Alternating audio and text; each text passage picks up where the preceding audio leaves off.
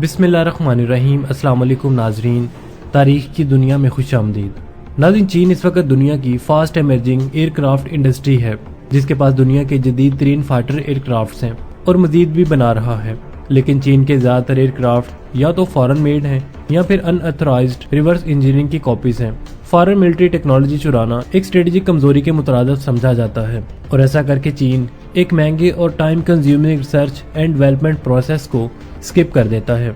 मतलब जिस तरह दूसरी पावर्स कंसेप्चुअल डिजाइन से लेकर एयरक्राफ्ट बनाने तक अपना ही आइडिया और टेक्नोलॉजी का इस्तेमाल करती हैं, चीन ऐसा बिल्कुल भी नहीं करता।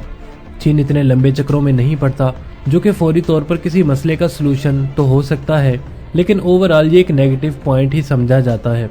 ताहम ऐसा नहीं है कि दूसरी पावर्स ने कभी मिलिट्री टेक्नोलॉजी की चोरी ना की हो, और अमेरिका और रूस की आज की जितनी भी तरक्की आप देख रहे हैं, अगर आप इसकी शुरुआत में जाएं, इसकी बेस चेक करें, तो आपको जर्मनी की टेक्नोलॉजी नजर आएगी। ताहम नाज़रीन, यह है कि यह पावर्स ऐसा नहीं करती, और चीन शुरू से लेकर अब तक ऐसा ही करता आ रहा है, और इसमें बुरी बात नहीं है। जिसको अपना दिफा जैसे मुमकिन लगता हो वो वैसा ही करता है, अब चाहे टेक्नोलॉजी चोरी करके करे या जो मर्जी करे। ताहम नाज़रीन, इस वीडियो में हम चीन की इसी हिस्ट्री की बात करेंगे कि चीन ने कैसे दूसरों के एयरक्राफ्ट्स कॉपी करना शुरू किए और कौन कौन से फाइटर जेट्स कॉपी शुदा हैं। सो नाज़रीन, वीडियो में आगे बढ़ने से पहले नए आने वाले तमाम दोस्तों से मैं गुजारिश करूंगा कि चैनल को सब्सक्राइब कर लीजिए और बेल आइकन को जरूर दबा दीजिए, और कमेंट सेक्शन में अपनी मोहब्बतों का इजहार जरूर किया करें। नाज़रीन, 1950s में जब चीन कोरियन वार में नॉर्थ कोरिया को सपोर्ट करने के लिए राजी हुआ, तो सोवियत यूनियन ने चीन को सैकड़ों MiG-15 फाइटर जेट्स दिए थे, और साथ में सोवियत पायलट्स और इंजीनियर्स भी दिए, ताकि यही एयरक्राफ्ट चीन में प्रोड्यूस करने में चीन की मदद की जा सके। चीन को दिए गए MiG-15 को J-2 का नाम दिया गया। MiG-15 सोवियत यूनियन का भी पहला कामयाब स्वेप्ट विंग फाइटर जेट था।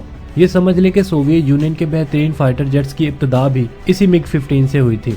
चीन पहली दफा सोवियत टेक्नोलॉजी इस्तेमाल कर रहा था, और चीन को सोवियत टेक्नोलॉजी इंतहाई पसंद भी आई, जिसकी बड़ी वजह यह थी कि चाइनीज सिविल वार के दौरान इन्हीं MiG-15 तैयारों ने अमेरिका का F-38 और B-52 शूट डाउन किया था। इसलिए चीन चाहता था कि इस एयरक्राफ्ट की कॉपी को चीन की शेंगजियांग फैक्ट्री में बनाया जाए। चीन ने MiG-15 के कुछ यूनिट बनाए थे, लेकिन तब तक सोवियत यूनियन MiG-15 से भी बेहतरीन तैयारा बना चुका था, जो कि MiG-17 था। इसलिए चीन अब अपने ओरिजिनल प्लान से हटकर MiG-17 की कॉपी बनाना चाहता था। सो पहले चीन ने सोवियत यूनियन से MiG-17 खरीदे, और फिर सोवियत यूनियन की इजाजत से इन्हें खुद प्रोड्यूस करना शुरू कर दिया, और इसी लाइसेंस बिल्ड कॉपी को चीन ने शेंगजियांग J-5 का नाम दिया, और इसे चीन ने पाकिस्तान को और दूसरे कई ममालिक को बेचा भी था। नाज़रीन, 1950 से लेकर 60 के शुरू तक सोवियत यूनियन ने अपने ज्यादातर कन्वेंशनल वेपन की टेक्नोलॉजी चीन के साथ शेयर की थी।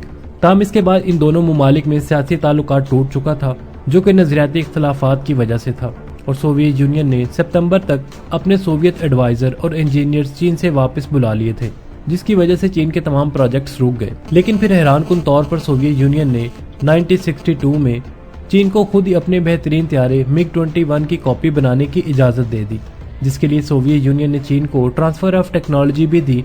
ये सोवियत यूनियन की तरफ से दोस्ती बढ़ाने का एक कदम था। चीन के एयरफोर्स के कमांडर इन चीफ और डेलीगेशन सोवियत यूनियन गए, टेक्नोलॉजी ट्रांसफर की डील साइन की, कुछ MiG-21 और सोवियत पायलट्स चीन भेजे गए। चीन को MiG-21 की किट्स, पार्ट्स और टेक्निकल डॉक्यूमेंट्स भी दिए गए। लेकिन चीन को शेंगजियांग एयरक्राफ्ट इंडस्ट्री में पता चला कि जो सोवियत यूनियन ने टेक्निकल डॉक्यूमेंट्स दिए हैं वो नामुकम्मल हैं, और जो कुछ पार्ट्स भी दिए हैं वो भी इस्तेमाल करने के काबिल नहीं है। नाज़रीन, चीन ने फिर कुछ MiG-21 को डिसअसेंबल किया, इसे खोला और लोकल प्रोडक्शन के लिए रिवर्स इंजीनियरिंग करना शुरू कर दी। चीन का कहना था कि इन्होंने 250 मेजर प्रॉब्लम्स इस एयरक्राफ्ट में फाउंड की हैं और इन्हें सॉल्व भी किया है, और 8 मेजर टेक्निकल डॉक्यूमेंट्स रिप्रोड्यूस किए हैं, जो कि सोवियत यूनियन की तरफ से प्रोवाइड नहीं किए गए थे। नाज़रीन, चीन ने इसे MiG-21 की कॉपीज को चैंगडू J-7 का नाम दिया, जिसके चीन ने 2400 यूनिट बनाए, और चीन ने ये एयरक्राफ्ट पाकिस्तान, ईरान, बांग्लादेश और कई दूसरे ममालिक को बेचा भी था। वो ममालिक जो सोवियत यूनियन से MiG-21 नहीं ले सकते थे, वो अपनी जरूरत यहाँ से पूरी कर रहे थे।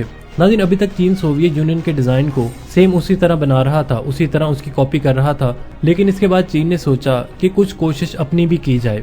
इससे चीन ने J-7 के डिजाइन को मॉडिफाई करना शुरू किया, जो कि MiG-21 की कॉपी थी, और जब चीन ने अपनी अनथक मेहनत की वजह से इसे मॉडिफाई किया, इसके डिजाइन में चेंजिंग्स की, इसे बेहतरीन बनाया और अब ये एयरक्राफ्ट रूस के दो मुख्तलिफ तैयारों का मिक्सचर है। मतलब रूस के अगर आप दो फाइटर जेट्स एक साथ लेना चाहते हैं तो J-8 ले लें, जो कि MiG-21 और Su-15 की कॉपी है। ये एयरक्राफ्ट चीन का पहला चाइनीज डिजाइन फाइटर जेट था। चीन ने यह हाई एल्टीट्यूड थ्रेट्स को काउंटर करने के लिए डिजाइन किया था, जैसे कि अमेरिका का U-2 ड्रैगन लेडी और दूसरे स्पाई प्लेन वगैरह और बॉम्बर्स के लिए। इस एयरक्राफ्ट ने 1969 में अपनी पहली परवाज ली, लेकिन पॉलिटिकल रीजन की वजह से 1979 में जाके इसे प्रोड्यूस करना शुरू कर दिया गया और 10 साल तक ये एयरक्राफ्ट सर्विस में शामिल रहा। लेकिन ये फाइटर जेट चीन किसी दूसरे मुल्क को नहीं बेच सका।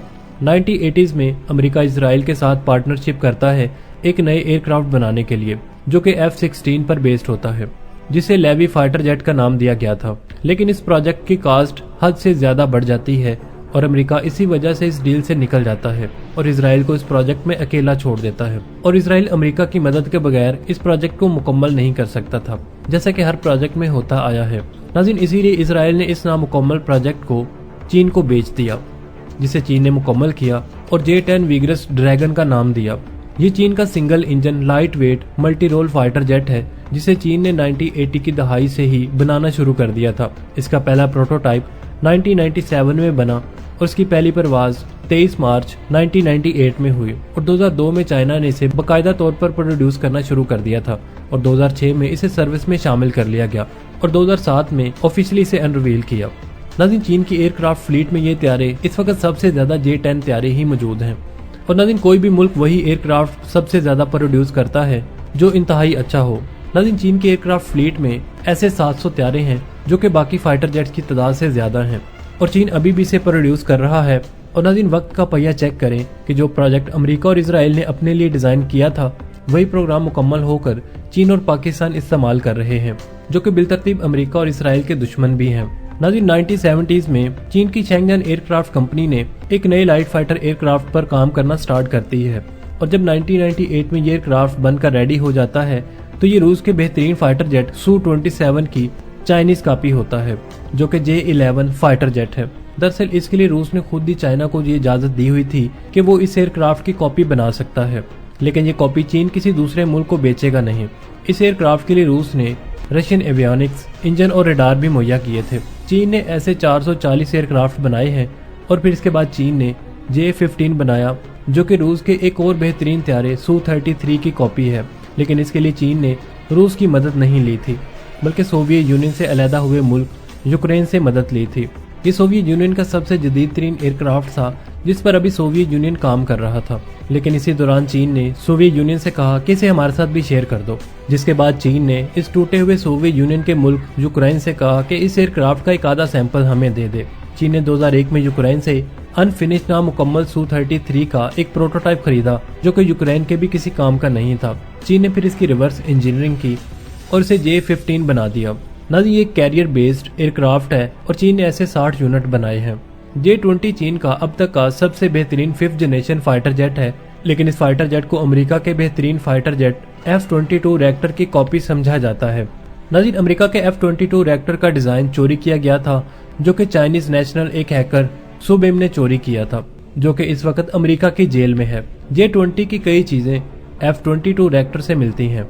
इसी तरह उस आदमी की मेहरबानी से चीन के हाथ अमेरिका के एक और बेहतरीन 5th जनरेशन तैयारे F-35 का डिजाइन भी लगा, जिसको देखते हुए चीन ने अपने ही वर्जन में J-31 एयरक्राफ्ट भी बना लिया और ये एयरक्राफ्ट मुस्तकबिल में पाकिस्तान भी चीन से लेने जा रहा है। तो नाज़रीन, कहाँ चीन 1950 की दहाई से शुरू हुआ था इन तैयारों के डिजाइन कॉपी करने में और अब तक लगा हुआ है। एज अ पावरफुल कंट्री चीन की अपनी क्रेडिबिलिटी पर सवाल तो उठता है कि चीन अपना प्रॉपर डिजाइन क्यों नहीं बना लेता। और मैंने सिर्फ ये फाइटर जेट्स की बात की है, इसके अलावा बॉम्बर्स और दूसरे मिलिट्री वेपन्स भी हैं जिन्हें चीन ने कॉपी किया है। तो नाज़रीन, चीन चोरी तो जरूर कर रहा है, लेकिन इस चोरी का फायदा चीन कई सालों तक उठाता रहेगा। तो नाज़रीन, अपने दिफा के लिए चोरी करना पड़े, धोखा देना पड़े, जो मर्जी करना पड़े, तमाम मुल्क करते हैं, लेकिन चीन को अब बाज आ जाना चाहिए। चीन एक सुपर पावर बनने जा रहा है, इसे कुछ तो ख्याल करना चाहिए। इसकी कोई अपनी इनोवेटिव चीज होनी चाहिए। ये 1950 से लेकर अब तक कॉपी करते जा रहा है, ये कुछ अपना भी बना ले तो बेहतर है। तो नाज़रीन, अब तक के लिए सिर्फ इतना ही। आप इस बारे में क्या राय रखते हैं कमेंट सेक्शन में हमें जरूर बताइएगा। मिलते हैं एक नई और इन्फॉर्मेटिव वीडियो के साथ, तब तक के लिए आमिर सुहेल को इजाजत दीजिए। अल्लाह निगहबान।